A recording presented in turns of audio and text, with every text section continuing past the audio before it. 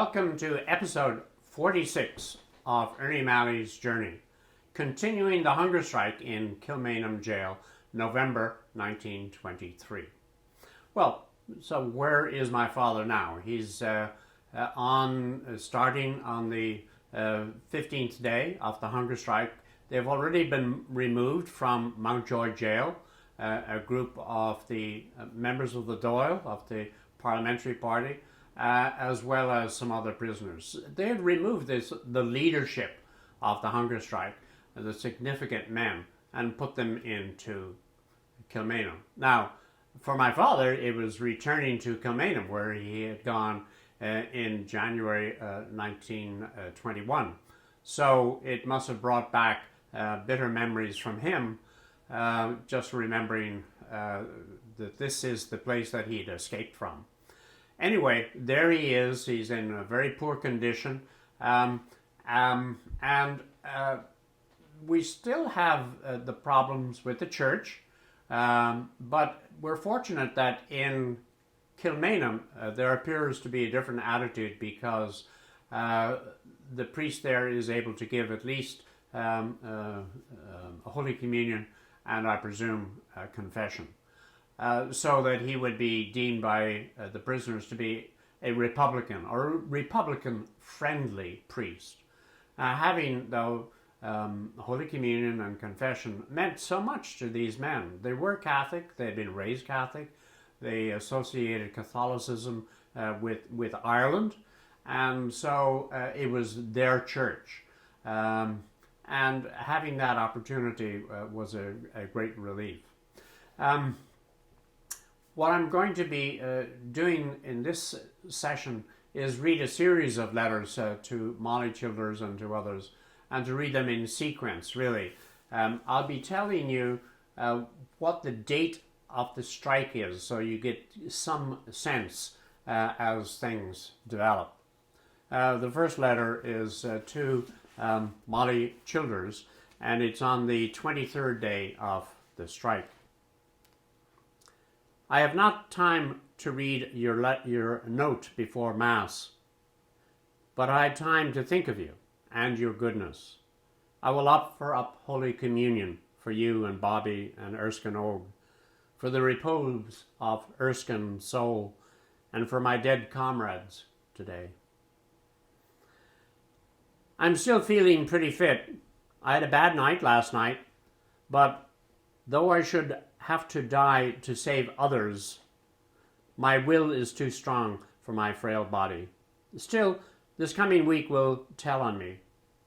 I'm with you in spirit always. Frank Gallagher I've called for, and he will write a note to you now. David Robinson is looking pretty fit and is carrying on in great style as my quartermaster. I will stop now. Thanks so much for the books. Could you please send me more of Nathaniel Hawthorne? On the 26th day. I have read your long letter many times. Strange to say, all along I had the intention of asking you to take me when released, but I did not like to ask. I'm so glad you have invited me. Please tell Bobby I received his letter. I've been gradually getting weaker for the past few days, but my spirit is the same as ever. It is not a physical fight, as my body has become wasted and weak as times. I feel as if I'm strong in my body. 2 weeks ago, the doctor gave me 2 days to live. Evidently, there is something wrong with my heart. Could you please send me in some more Jane Austen, the Ingalls legends, and any good humorous books? I have finished Twice Told Tales. I enjoy them. It's grand to be able to read still. I'm only too happy to die anyhow, and am now well prepared. It has been terrible to have been so long deprived of the sacraments.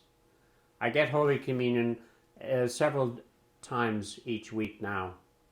I offer it for you, and I am praying for you. Not that my prayers are of much help. on the 30th day. I believe that every 10 days there is a change, generally a bad one.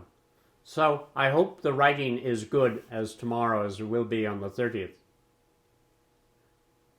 I've been much better for the past 2 days and I'm able to read well again.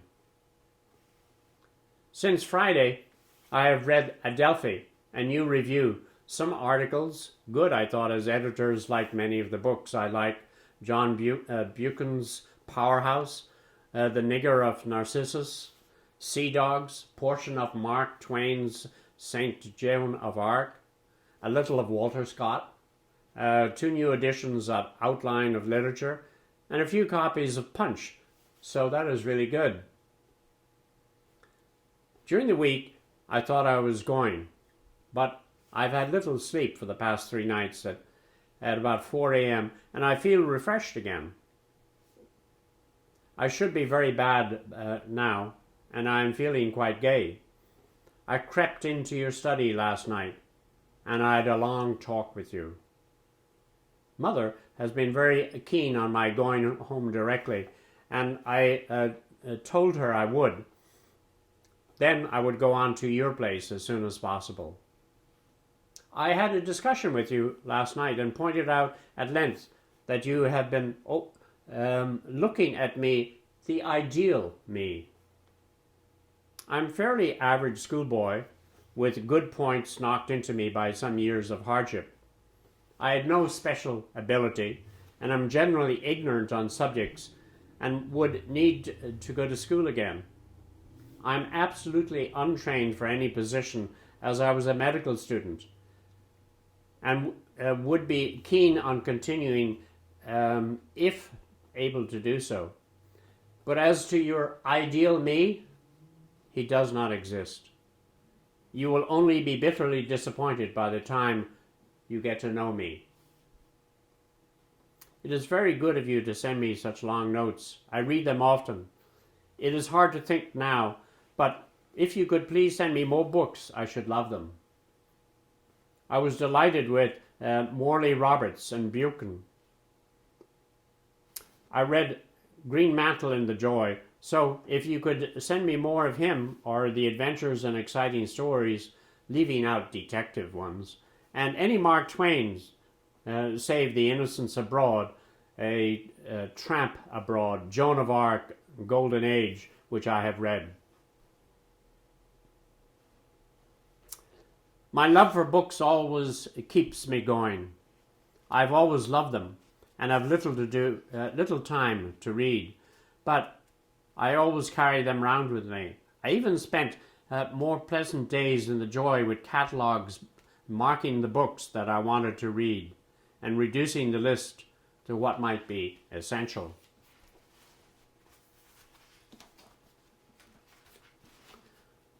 On the 36th day, again to Molly Childers. This is the 35th day, and I really thought I would be dead before the 21st. I wonder, could Miss Mary McSweeney outline the symptoms as they develop, or could it be better for me not to know? I think Miss McSweeney, great also. Mary McSweeney would have been the sister of Terence McSweeney, and what the medical aspect of my father was, he wears 2 hats. He's the one who is suffering, and yet he wants to know technically what the suffering is like. I don't know as Mary McSweeney would have known because she was not with her brother, but she may have found out what the suffering and the stages of suffering are. And here my father was asking, and then also questioning, should he really want to know?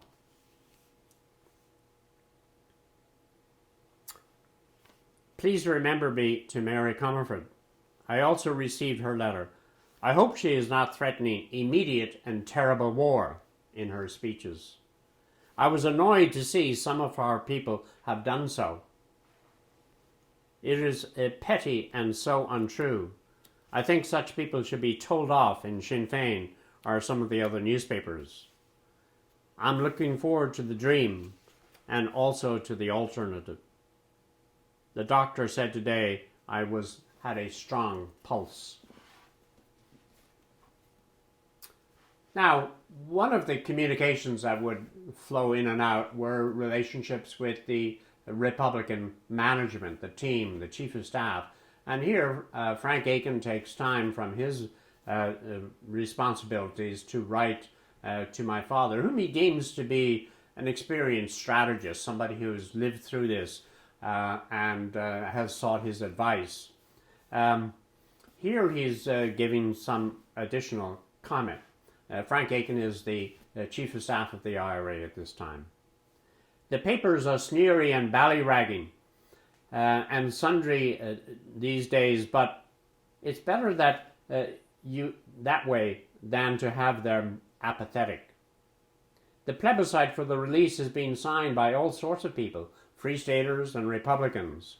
Cardinal Logue even is for the release of untried prisoners. All this will have effect in stirring the dead, national faith, in the people, although it may not lead to your immediate release. The staters are still hoping in their cold, calculating, cruel way that they can break the strike. So there's a bit of reality for my father to think about. And, even Frank Aiken is recognizing that the possibility that my father might not be released even if everyone else is released. And that's because he's there on charges and he hasn't yet been tried, but he's scheduled to be tried. So continuing with the letters to Mrs. Childers, this is now on the 39th day. Mother informs me that my brother Paddy has been released, so that will comfort her. She is great and takes these things in the right spirit. Would you believe it? But I hardly know my family. They have changed since I left home, and I have changed so much that they would not know me. Today I feel pretty bad, but tonight I'm reading away. I read through all of your letters again. The others are dumped outside as I send them all out. And then we come to what some people would have considered a sad day, which is because so many of the people were in bad health, one had already died, the internal management of the hunger strike, Michael Kilroy, who was in charge, decided to call off the hunger strike.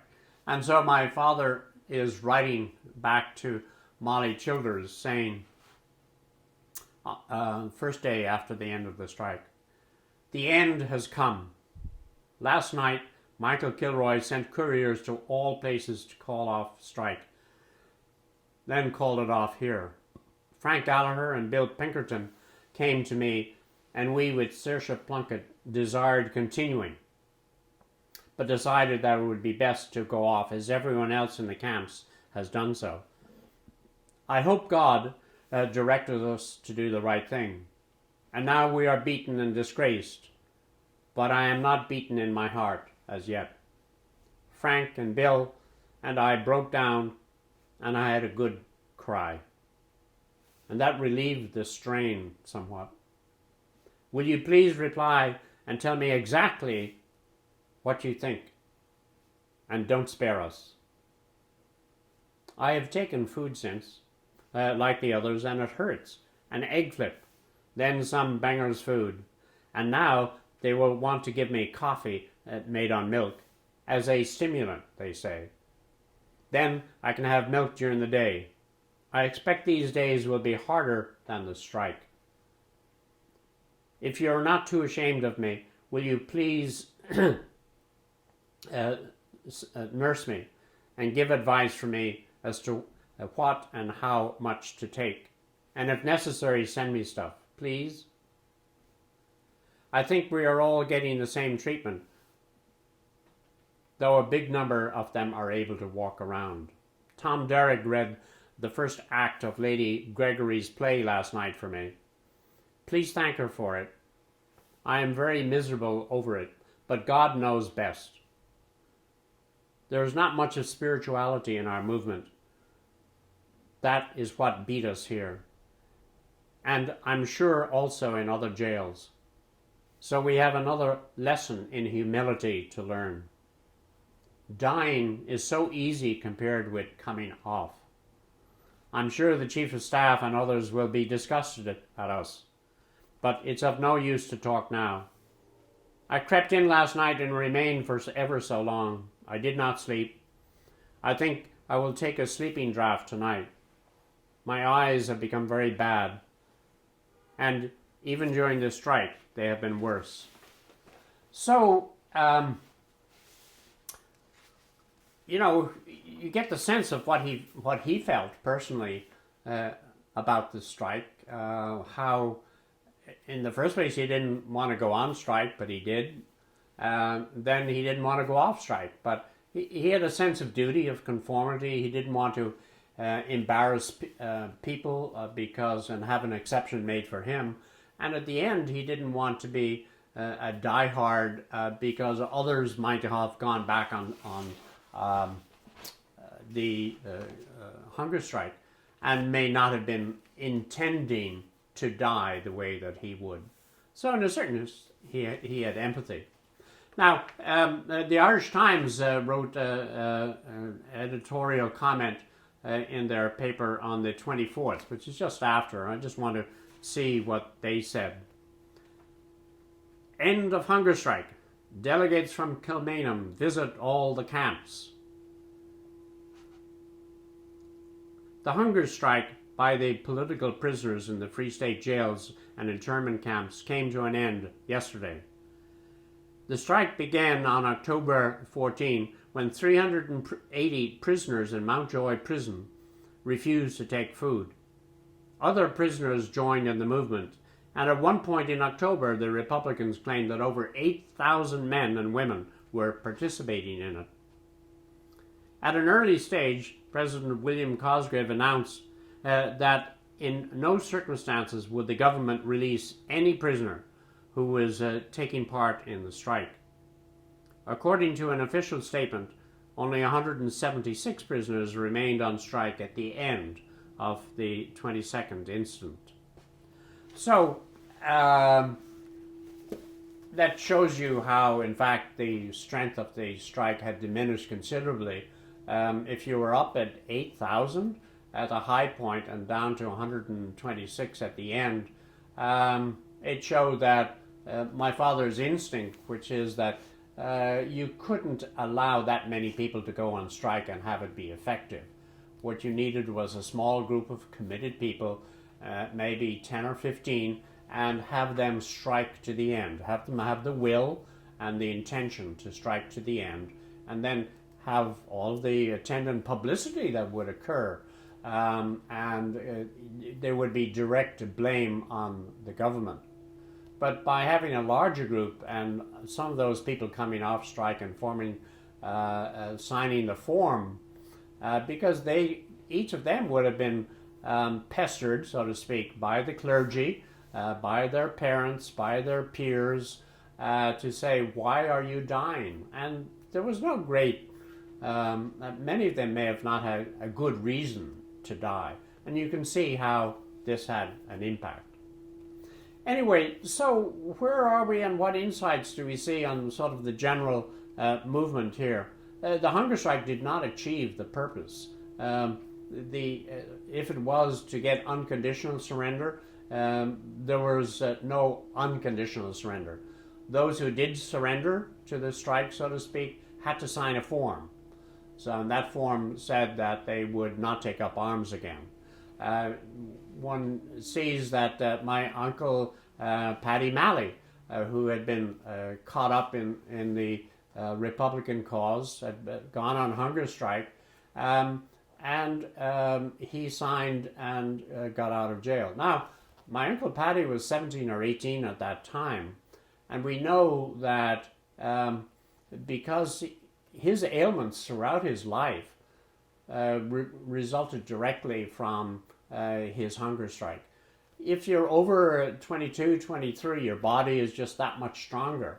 But if you're a teenager and you go through a hunger strike, you have an incredible lifelong condition in which you have suffered. We also see that my father came into a period of spirituality which we haven't seen him handle before. Now, it may be that he had more time to think. When his last crisis in Kilmainham, he was plotting escapes. He was, and in January 1922, he was in a different world. This time, there was definitely sort of death on his mind. He'd been severely wounded, and I think the additional time that he had and the books that he was reading allowed him to float not only in an intellectual way but into a spiritual way. Some of these were religious books which he had asked for and which came in. We also see that he definitely expresses to Mrs. Childers his lack of interest in politics. I mean, this is a fundamental point. She sort of brought him up as an ideal, that potential leader, that he would come out and have his role. And he is telling her that you have the wrong idea of me. I am not that ideal person that you are thinking of. That may have been a disappointment for her, but I dare say she never gave up her belief, and the continued correspondence throughout the next several months is so important to him that clearly she had not given up. It was interesting, the relationships with his mother. Initially he was going to go to Mrs. Childers, and yet his mother's communications with her, he decided that he would go home first. Of course, that's most appropriate, and she had been such a supporter of him. Look, that's what mothers do, even if you don't support the cause. And she had done it. She had been the good mother, and she had helped, no doubt, persuade her Paddy to come off the strike, and she was ready to take care of him. I leave you with the thought that, as my father said, dying is much easier than recovering. And we'll go through in the next month, which is for recovering from the hunger strike in December, as to what the steps that you need to go through to recover from a 41-day hunger strike.